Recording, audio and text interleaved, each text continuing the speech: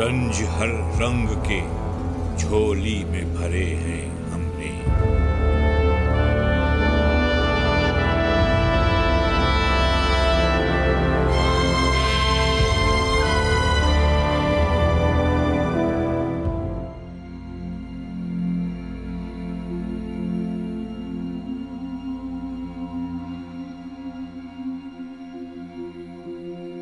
हकीकतन फ़ख्र आलम आज एक ख्वाब बनकर रह गया, एक ऐसा तसव्वुर, ऐसी परछाई जो बंद आँखों की गिरफ्त में तो आ जाए मगर आँख खोलने पर कहीं दिखाई ना दे।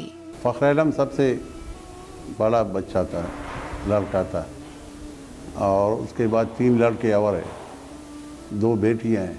फ़ख्र आलम का अखलाक तो ऐसा था कि मेरे ख़्याल में मैंने किसी का लड़का इतना फरमान बरदार नहीं देखा। उसमें एक खिदमत का जज्बा था, माँ बाप का खिदमत करता था, भाइयों का खिदमत करता था, गली मोहल्ले वालों का खिदमत करता था। यूनिवर्सिटी में वो खिदमत पर उनको प्राइज़ मिले हैं। वाइस चांसलर ने, जो पहला वाइस चांसलर था, उसने भी प्राइज़ दिया है, जो मौजूदा वाइस चांसलर था इसने भी। तो उसका अखलाक और किरदार तो उससे ज़ाहिर होता है। अंडर मैट्रिक थे, लेकिन उसका ये शौक़ था कि मेरे बच्चे पढ़े, और इसकी पढ़ाई के ऊपर वो ध्यान ज़्यादा देते थे। दिल से साफ़ आदमी था, जो बात दिल में होती थी वो मुंह पर होते थे। माफ़ी मांगते थे अगर कोई ऐसी बात कह दी जिससे दूसरे आदमी की दिल आज़ारी हो, तो वो 5 मिनट के बाद उससे माफ़ी मांगते थे। बाचा खान यूनिवर्सिटी चारसद्दा में शहीद होने वाला फ़ख्र आलम ना सिर्फ अपने घर भर के लिए फ़ख्र का बायस, बल्कि उनके जाने के बाद कौम भी उन पर फ़ख्र करती है। दहशतगर्दों के हाथों सबसे पहले शहीद होने वाले फ़ख्र आलम के लिए उनके घर के दरो दीवार भी आज रोते दिखाई देते हैं। वो भाइयों में हमसे सब में बड़े थे, मैं उससे छोटा भाई हूँ। और भाई छोटा हो वो अलग चीज़ है, लेकिन जब बड़ा होता है तो वो एक रोल मॉडल की इख्तियार कर जाता है। छोटे भाई उसकी शख्सियत को अपनाते हैं, तो असल में उसकी शख्सियत ऐसी थी कि हम उस पर रश्क पहले भी करते थे, अब भी करते हैं। वो इतना मिलनसार था, कभी किसी बात को अना का मसला नहीं बनाया उसने, और हमेशा एक तस्फिया तलब रवैया इख्तियार किया कि बस चले ये भाई हैं, जो कुछ इनको चाहिए बस वही ठीक है। तो एक ऐसे भाई के जो एक शफीक इंतहाई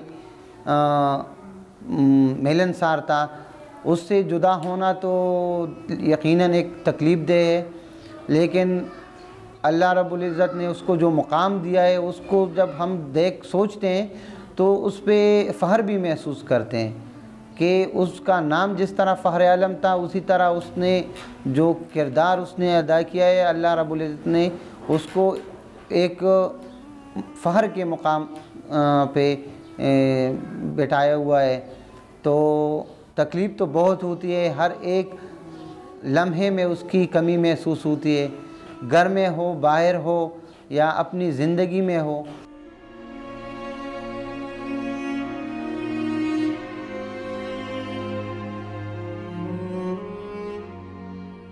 फ़ख्र आलम के हवाले से तो मैं ये बताऊंगा कि यहाँ पर जब फ़ख्र आलम बचपन ही से मेरे साथ कुछ उसका ताल्लुक़ भी था, दोस्ताना वगैरह इलाके से भी था, या करीबी घर है हमारा भी उसके, तो वो एक बेहतरीन दोस्त था, बेहतरीन भाई था।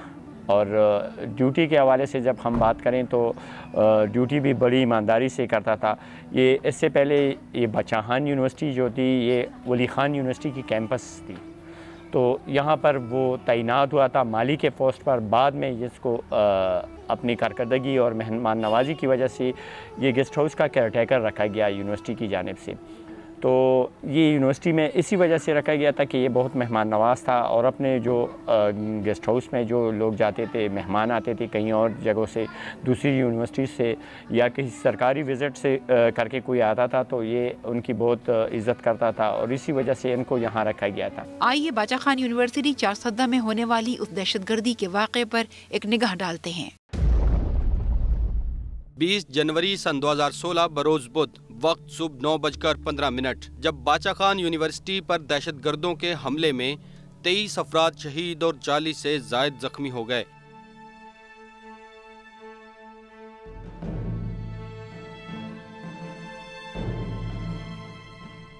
کمانڈوز نے آپریشن کر کے چاروں حملہ آور مار دیے۔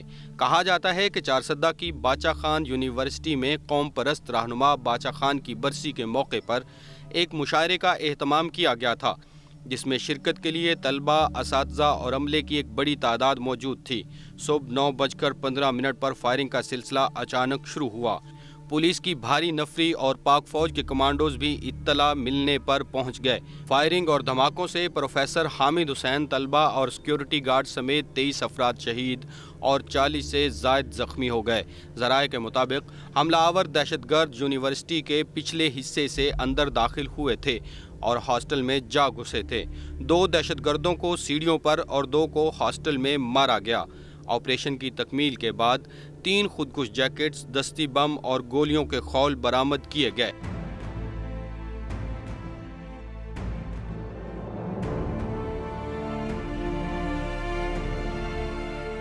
آج پوری دنیا میں کوئی قوم، کوئی ملک اس آگ سے محفوظ نہیں ہے، تو جب اس سے محفوظ نہیں رہا جا سکتا تو اس کو ختم بھی تو کیا جا سکتا ہے۔ یہ چنگیزی قسم کے لوگ ہیں، لوگوں کے سروں کی مینار بناتے تھے چنگیز خان اور خوش ہوتے تھے۔ ہمارا قصور کیا ہے؟ یا تو اتنے بچے ہمارے قتل ہوئے کہ گنتی بھی ہم بھول گئے ہیں۔ ہم ان بچوں کی طرف دیکھتے ہیں تو اندازہ ہوتا ہے کہ یہ ابھی کچھ نہیں جانتے کہ دہشت گردوں نے ان پر کیا قیامت توڑی ہے۔ باپ کا انتظار کرتے یہ بچے کل ہمارے کس جواب کے منتظر ہوں گے ہم نہیں جانتے۔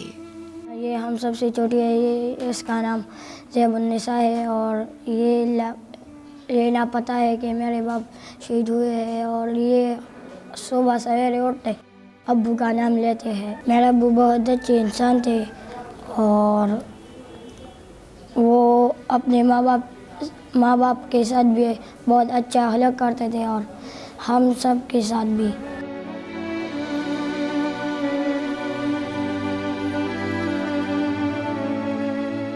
ہمیں کہتے ہیں کہ بابا دکان پر گئے اور جوتے بنا رہے ہیں۔ میں نانا کے ساتھ، چاچو کے ساتھ ان بہنوں کو تعلیم پڑھاؤں گا اور خود بھی پڑھاؤں گا۔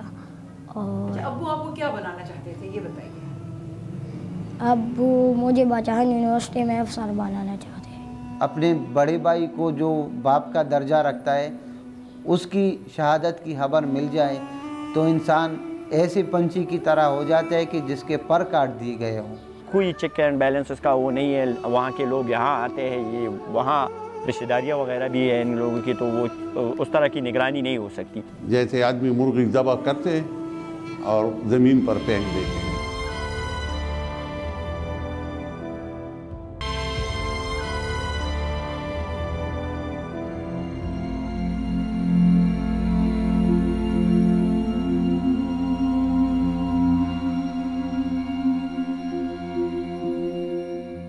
باچا خان یونیورسٹی کے گیسٹ ہاؤس کا کیئر ٹیکر فخر عالم واقعی بہت بہادر نکلا، جس نے یونیورسٹی میں منعقدہ مشاعرے کے شرکاء کو بچانے کے لیے سب سے پہلے اپنی قیمتی جان کا نذرانہ پیش کیا اور مہمانوں کو زندگی کا راستہ دکھانے میں مدد کی۔ میں چونکہ کراچی میں رہتا ہوں تو اس رات کو بھی جب وہ صبح شہید ہوں گے، اس رات کو بھی مجھ سے بات کر رہے تھے کہ میں مہمانوں کو تقریباً کوئی 8:30-9 بجے کے قریب تھی۔ سردیوں میں اس ٹائم ہمارے علاقے میں 7 بجے لوگ سو جاتے ہیں، تو انہوں نے کہا کہ میں مہمانوں کو اٹینڈ کرنے کے بعد آپ سے بات کروں گا، یعنی اپنے فرض کو اپنے رشتے سے بڑھ کر اس نے رکھا۔ یہ مہمان جو ابھی آئے ہوئے تھے، یہ تو ایک امن مشاعرہ ہو رہا تھا 20 جنوری کو، تو اس کے حوالے سے شعراء، ادیب مختلف علاقوں سے تقریباً کوئی سینکڑوں کی تعداد میں ان کو انویٹیشن دیا گیا تھا تاکہ یہ مشاعرہ جو ہے یہ ایک پیسفل مشاعرہ ہے۔ تو وہ مہمان گیسٹ ہاؤس میں ٹھہرے ہوئے تھے، تو ان کو صبح 7 بجے کے قریب یہ سردیوں میں اٹھ کر گئے اور ان کو ناشتہ کروایا، ان کو ادھر سے فارغ کیا۔ 8:30 بجے یہ ادھر ہٹ ہوئے۔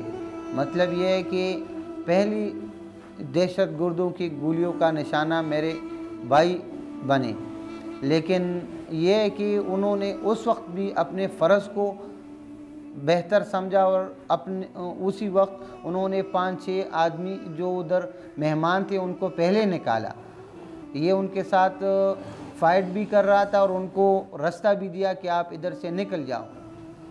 تو اس بات پہ بھی ہمیں بہت فخر ہے کہ اپنی جان کو انہوں نے گنوا تو دیا، لیکن دوسرے جو مہمان تھے ان کی جانوں کو بچا لیا۔ محمد اعجاز خالد نہ صرف ایک صحافی بلکہ فخر عالم کے قریبی دوست بھی۔ باچا خان یونیورسٹی میں ہونے والی دہشت گردی کی روداد ان کی زبانی۔ پیچھے سے دیوار سے جب فلانگ کے آئے ہیں تو دھند بہت زیادہ تھی، چونکہ کھیت تھے اور وہاں پر دھند اس دن بہت زیادہ تھی، تو جو قریب کچھ لوگ اسٹوڈنٹس وغیرہ موجود تھے انہوں نے جلدی دیکھ لیا اور بھاگنے لگے لوگ۔ یہاں پر پہر علم نے بھی گولیاں وغیرہ ساتھ میں وہ اس کا مقابلہ کیا، تو یونیورسٹی کی جو انتظامیہ تھی وہ الرٹ ہو گئی۔ باہر جو صورتحال تھی وہ اندر سے زیادہ خطرناک تھی، بالکل قیامت تھا۔ ہر بندے کو جب دیکھتے تھے ہم تو یہ ایسے لگتا تھا کہ یہ قیامت کا ہی منظر ہے۔ کوئی اپنی بیٹی کو ڈھونڈ رہا ہے تو کوئی اپنی بیوی کو، کوئی اپنے باپ کو ڈھونڈ رہا ہے، کوئی اپنے بیٹے کو ڈھونڈ رہا ہے۔ لیکن جب اندر فائرنگ کا سلسلہ جب تھم گیا اور آرمی کے جوانوں نے اور پولیس نے سب کچھ کنٹرول میں کر دیا، تو پھر جب ہم اندر گئے تو دہشت گردوں کے سارے جو وہ چاروں جو تھے وہ بالکل ہاسٹل کے کونے میں پڑے تھے اور فائر سے وہ سارے وہ چلنی تھے، اس کے اسلحہ اور اس کے سب بارود وغیرہ اس کے پاس پڑے تھے۔ ان لوگوں نے تو ایک جگہ نہیں کہ ہاسٹل کو ہائی جیک کیا ہوا تھا، اس نے ہاسٹل پہ اٹیک کیا ایک ہی وقت میں، اس نے جو ایڈمن بلاک ہے وہاں پر اٹیک کیا، اس نے جو گیسٹ ہاؤس ہے وہاں پر اٹیک کیا تھا، اس کا جو ٹارگٹ تھا میرے خیال میں وہ کہیں یہ خال وغیرہ جہاں پر یہ مشاعرہ ہونے والا تھا۔ ناظرین، ان متاثرین کے غم کا مداوع کیسے ہو، ان کا درمان کیسے کریں، کیونکہ بعض اوقات تسلی دینے کو لفظ ہمیں بے وقت سے محسوس ہوتے ہیں۔ ہم سب کو ابو کھلونے بھی لے کر آتے تھے اور ہم کو گھومنے بھی لے کر جاتے ہیں، کبھی کدھر کبھی کدھر۔ اور جب عید ہوتی تھی کہاں جاتے تھے؟ جب عید ہوتی تھی تو ہم مالاکنڈ کاغان جاتے تھے۔ ہم کو یہ کہتے ہیں کہ تعلیم حاصل کرو، تعلیم پر دھیان دو، اور اگر جب تم بڑا ہو کر باچا خان یونیورسٹی میں افسر بنو گے تو میں بہت خوش ہوں گا۔ جب ہمارے رزلٹ آتا تھا تو ہمارا ابو بہت خوش ہوتا تھا کہ ہم اچھے نمبروں سے پاس ہوئے۔ ابو کی بہت یاد آتی ہے، یہ ابو کے ساتھ سوتی اور ابو کے ساتھ بہت پیار کرتی تھی، آج بھی ابو کے بارے میں پوچھتی ہے۔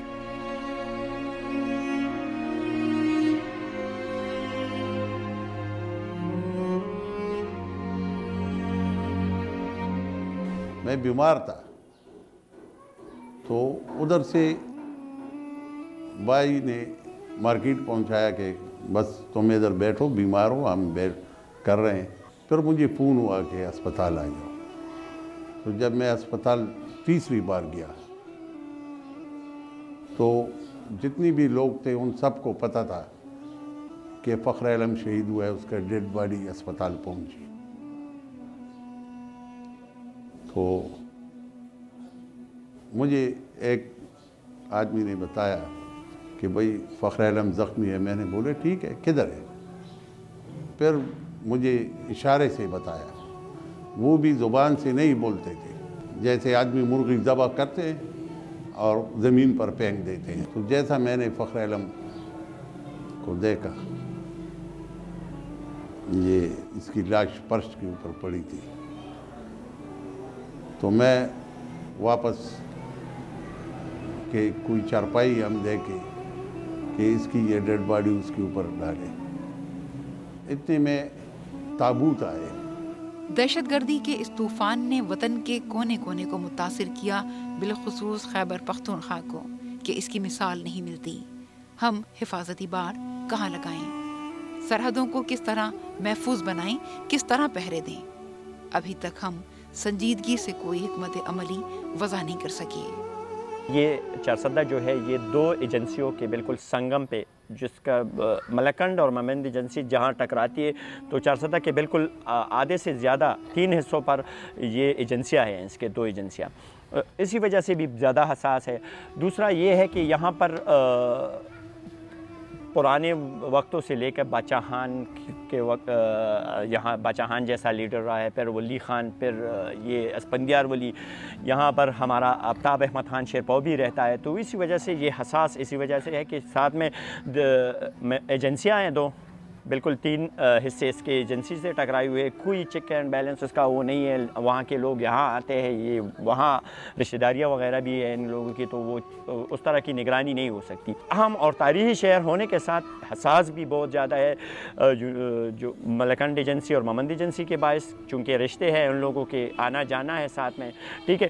ساتھ میں یہاں پر جب گڑ کا سیزن شروع ہو جاتا ہے سردیوں کا، تو دیر، باجاور، ممند ایجنسی، ملکنڈ ایجنسی، خیبر ایجنسی، وہاں سے بھی لوگ نقل مکانی کر کے تیرا وغیرہ سے، افغانستان سے نقل مکانی کر کے یہاں پر مزدوری کے عوض آتے ہیں، تو اسی وجہ سے بھی حساس ہے۔ اس میں یہ نہیں پہچانا جاتا کہ آیا یہ بندہ نوکری کے لیے، مزدوری کے لیے آیا ہے یا یہ دہشت گردی کے عوض آیا ہے۔ فخر عالم کی شہادت پر پوری قوم فخر کرتی ہے۔ جانے والا اپنے بوڑھے باپ کی کمر توڑ گیا۔ ان لواحقین، ان متاثرین کے اس احساس کا کیا کریں جو کسی کی کمی کے حوالے سے ان کو ہر وقت دامن گیر رہتا ہے۔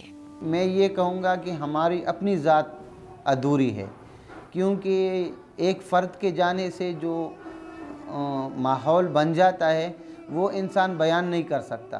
ہر ایک لمحے میں اس کی کمی، اس کی اپنے اندر کی کمی کو اجاگر کرتا ہے۔ دل پہ 2 بلٹ وہ لگے تھے، ایک ہاتھ پہ ایک دل پہ، تو